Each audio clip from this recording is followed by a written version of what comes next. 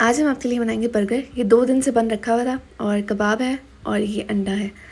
अब कबाब को हम फ्राई कर लेंगे और ये प्याज हरी मिर्च साइड पे हम फ्राई कर रहे हैं और ऑमलेट को भी हमने अच्छे से फेंट लिया है और बस अब हम ऑमलेट डाल देंगे। और मेरा ऑमलेट बनाया हुआ ना कभी भी नहीं टूटता, ये देखिए। अब हम ये करेंगे कि बन को सेंटर में से काट के दोनों साइड से सेक लेना आपने। और ये दही कल रात का बचा हुआ था, मैंने सोचा इसको भी इस्तेमाल कर ही लेते हैं। बन 2 दिन से रखा था, थोड़ा ड्राई हो रहा था तो हमने दही लगा दिया और फिर इसके ऊपर से चटनी लगा दी।